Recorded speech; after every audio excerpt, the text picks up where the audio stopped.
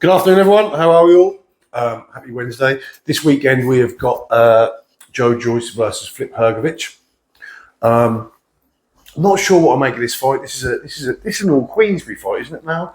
So I would say they don't really have a dog in this, but they've never really seemed to support Joyce much at all. They almost kind of brought Joyce along very much begrudgingly. That's what it seemed like. Well, Daniel Dubois, all the focus was on Daniel Dubois, and probably they're proved right because look where they are now. The two of them, Joyce is where he is, Daniel Dubois is where he is.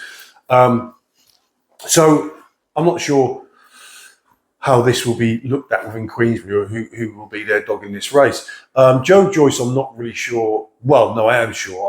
I don't really want to see Joyce box ever again. It's a very strange career with Joyce because he was renowned really for his ability to take the shot. And if you've got to the point where your biggest asset is the fact you are able to take a shot and you get hit a lot and you're seemingly able to take it, it means that you don't really possess a defence. And that's quite alarming. I made quite a few videos a long time ago describing Joyce as an accident waiting to happen. I wasn't surprised when he started to take the L's that he did. You cannot go on through a career, and it did seem like Joyce started to believe the hype because he started to talk about it himself, that he could get hit with anything and he could take it.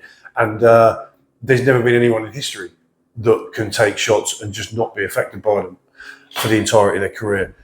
And as he's got older, his mobility's got less, and we started to see him take L's, and we started to see him, this impregnable chin start to become pregnable. I don't know. And he's had a few stoppages now. Most recently to Derek Chisora, I think was the last one. Which, is that testament to Derek or testament to Joe and how far Joe has fell and how his inability to take a shot has now become evident? Joyce has always struck me as well. There's always been a degree of, they don't seem to know, this is Team Joyce or Joyce himself, what his ideal weight is. Now, a lot of heavyweights will always talk about when questioned about their weight because it's very much on the outside. A lot of people on the outside, the pundits and fans, like to talk about weights and this, that, and the other. And when you listen to, especially a lot of heavyweights, they will say, my weight is not a thing. I train, we do a camp, and whatever my weight is what it is. That doesn't always make that correct. That doesn't always mean that weight that they just come in at as a result of their camp is ideal for them. And for me, very much Joyce in the latter stages has just been far too heavy. He was far too heavy for me against Chisora. And who was the guy? He wasn't the guy that fought Chisora. It's kind of like the comeback fight. He looked too heavy in that for me. Joyce was never quick, and he's now even slower because he's so heavy when he comes in. Saying that, I believe out of Hrgovic and Joyce, I think Joyce has probably got the greater variety, but this is a bit of a downfall as well. Joyce likes to sort of throw the jab and come in behind that sometimes, or just walk straight into range. He likes to be in the mid-range or up close because in the mid-range or up close, he can use variety. I mean, he's very square on Joyce and he arm punches a lot, but because he likes to get in the mid-range or up close, it means that it will throw the straight shots, all the uppercuts, all the hooks, and they're all kind of arm punches. He's very square on, but because he's in the mid-range or up close, he's in range to do so with all these things. But in doing so, a lot of the time, very much leaves himself open because if he's in range to throw these arm shots, hooks, uppercuts, and the straight shots, it means he's in range to get hit as well. And having no defence, he's never really had one. And being in that mid-range distance means he's always susceptible to getting hit by counters, as he was against Derek and as he has been against a lot of other people. Filip Hrgovic, on the other hand, very much seems to have this, and I don't know whether it's an arrogance or a mental laziness. Because there are first-hand accounts where people have been in the gym with him, and I've seen many interviews of people who are in the gym with Filip Hrgovic and say that he's one of the most complete heavyweights there is. And a lot of people talked about him as a second come-on for this reason. But what you are in the gym and what you are on fight night, if they're two contrasting things, which they seem to be with Filip Hrgovic, and this is why, again, with Filip Hrgovic, I made a video a while about Filip Hrgovic and Zhilei Zhang saying that while everyone thought they were the next elite and the second comings in many instances, I didn't see it. There were too many negatives to both of their games. And for me, those negatives that I talked about have over time become exposed.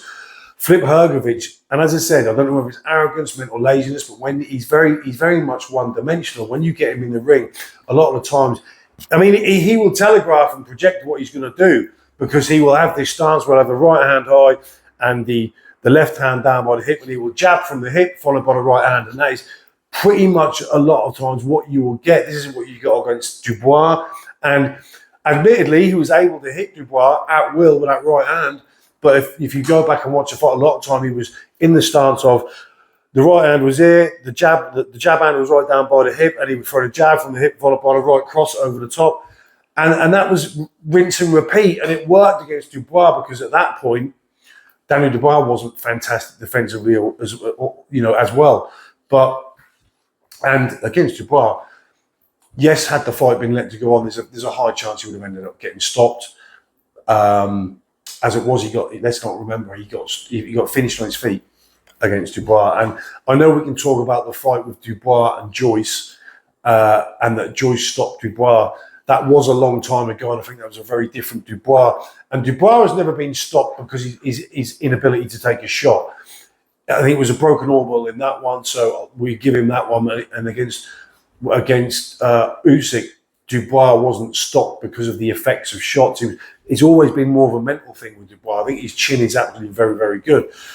But Hrgovic, I just see as one-dimensional. And I talked about the variety with Joyce, and he likes to get up close to use that variety. Filip Hrgovic very much likes to do his work on the inside. The majority of the time, he likes to start his attacks from the outside with that jab, a lot of the times thrown from the hip, followed by that right cross. And he's very much more comfortable there. I just think at this stage in their career, I think Joyce has took so much damage. I think his punch resistance is not gone, but diminished heavily. And Hrgovic, say what about Hrgovic, as I have done many times about his limitations. He's a hell of a tough man, And although he's setting just an alarming pace against Daniel Dubois, and he took a shit ton of punishment in doing so, he was still on his feet. I just think Hrgovic has got too much left.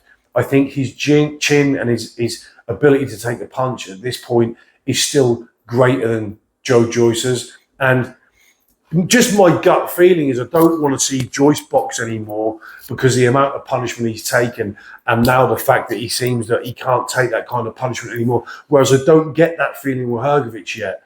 So if there was one I would not want to see continue in the sport, it's Joyce. Hrgovic, for all his limitations, I still think is physically in a position where he can go on if he wants a bit now. So for them reasons, I pick Hrgovic either by a stoppage or by points. I don't think Hrgovic, for the amount of times he throws that right hand and that right cross, I don't think he throws it technically correct enough to gain the most power out of it. But nonetheless, it's still a big shot. And I just don't know if Joyce can stand up to that. If you're going to be put on the floor by Derek Chisora and lose to Derek Chisora. And listen, Derek still punches hard. That's not what I'm getting at. But Derek at this stage of his career is slow. He does telegraph a lot.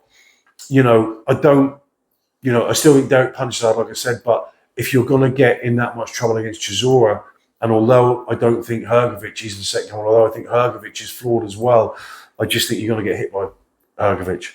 And Joyce is going to get hit by anyone. His lack of defence dictates he's going to get hit by anyone, kind of at will when they choose to. So I pick Hrgovic in short, either on points or by a stoppage.